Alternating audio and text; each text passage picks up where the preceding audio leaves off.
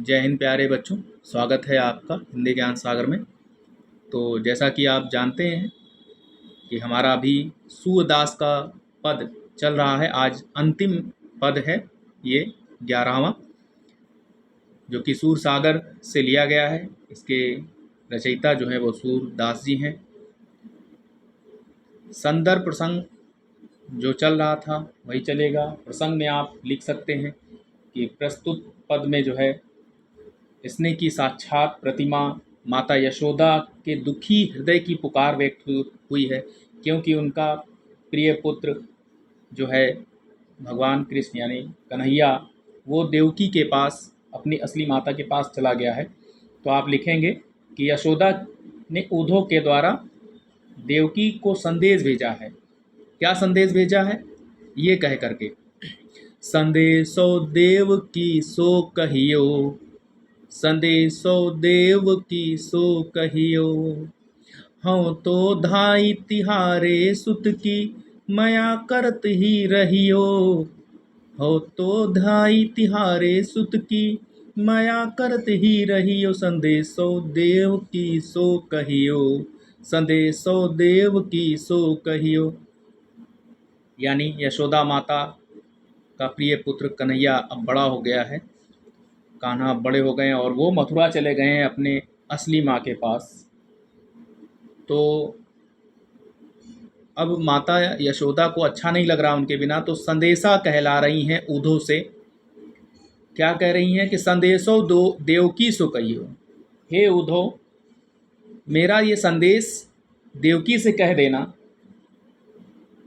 कि हौ तो धाई तिहारे सुत की, कि मैं तुम्हारे सुत माने पुत्र, धाई माने माता। कौन सी माता? यानी देखभाल करने वाली माता। कि मैं तो वैसे तुम्हारे पुत्र की देखभाल करने वाली माता हूँ, यानी धाई माता हूँ।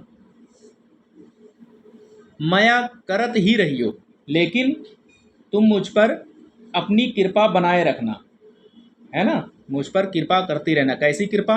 यानी मेरे बेटे को किसी बात की तकलीफ़ ना हो और वो मुझे भूले ना, मुझे याद करता ही रहे।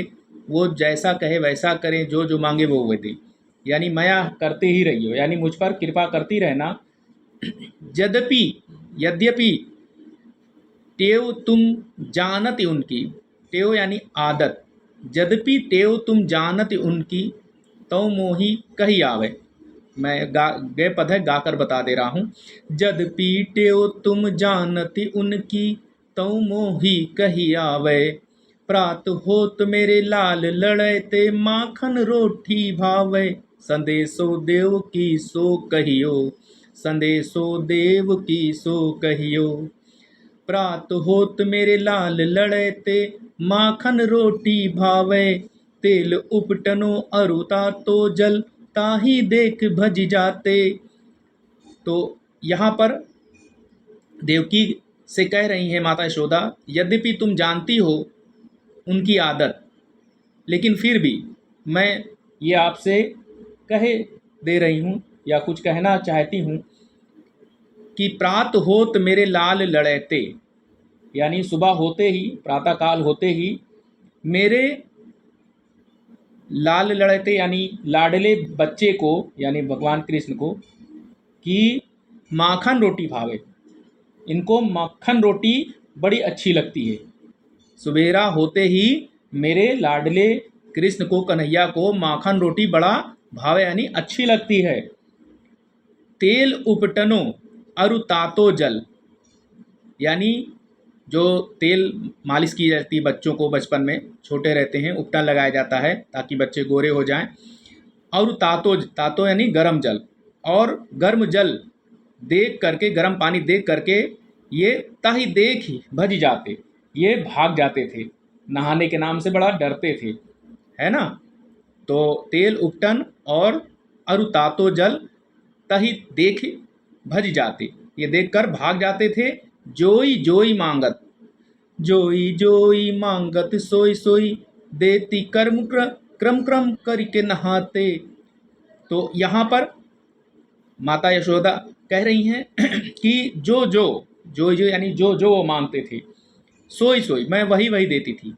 यानी जैसे कोई बच्चा होता है नहाने से पहले कहता है कि मम्मी मुझे तौलिया दो, अब साबुन दो, शैम्पू दो, है ना? तो जो जो वो मांगते थे, क्रम से क्रम क्रम करी के नहाते। यानी वो पहले पानी गुनगुना डालते थे अपने ऊपर, या फिर तेल लगाते थे, या जो भी करते थे, जो भी क्रम, तो उसको मैं क्रम क्रम यानी बारी बारी से वो चीज़ उनको देती थी, फिर वो धीरे धीरे स्नान करते थे। सूर पथिक सुन मोहि रैन दिन, बड़ियो रहत उर सोच, मेरे मेरो अलक लड़े तो मोहन, होइए करत संकोच, संदेशो देव की सो कहियो, संदेशो देव की सो कहियो। यानी अब सूरदास जी माता यशोदा की मन स्थिति का वर्णन करते हुए कह रहे हैं, क्या कह रहे हैं कि यशोदा को रात दिन यही चिंता सताती रहती है। बढ़ियो राहत उर माने हृदय, रैन दिन यानी रात दिन, यही सोच यही चिंता सताती रहती है कि मेरे अलग लड़े तो, यानी मेरे लाडले बच्चे मोहन यानी कन्हैया को होइए करत संकोच, वहाँ पर संकोच करते होंगे। जैसे कोई बच्चा अपने घर में चाहे जैसे रहता है, अपनी माँ से निसंकोच कुछ भी मांग लेता है, लेकिन जब दूसरी जगह जाता है तो वो उसको संकोच होता है ना, कि मांगे कि ना मांगे, थोड़ा मन में विचार आता है। तो यही उनको चिंता सता रही है यशोदा को, और उन्हीं की मनोदशा का, मन की स्थिति का वर्णन सूरदास ने किया है कि यशोदा को रात दिन यही चिंता सताती होगी कि मेरे लाडले श्री कृष्ण को वहाँ वहाँ संकोच करते होंगे। ठीक है, तो ये आपका जो भावार्थ पूरा हो गया। काव्यगत सौंदर्य में आप लिखेंगे कि भगवान कृष्ण के प्रति माता यशोदा के वात्सल्य एवं चिंता की मर्म स्पर्शी, यानी मर्म यानी हृदय को छूने वाली अभिव्यक्ति हुई है। और भाषा लिखेंगे तो भाषा जो मैंने बताया था, ब्रज भाषा, रस वत्सल रस, गुण माधुर्य, अलंकार अनुप्रास और पुनरुक्ति। ठीक है, और छंद गेय पद, इतनी चीज़ें आप लिख देंगे। ठीक है बच्चों, तो आपको क्लास कैसी लगी, और आप दूसरे अपने साथियों को, जो भी हमारे बच्चे हाई स्कूल में हैं, बच्चियां हैं, उनको भी इन शेयर करिएगा ताकि उनको भी इसका लाभ मिले। ठीक है, तो अगला जो लेसन है वो हम फिर आपको लेके आएंगे तुलसीदास का। तब तक के लिए जय हिंद।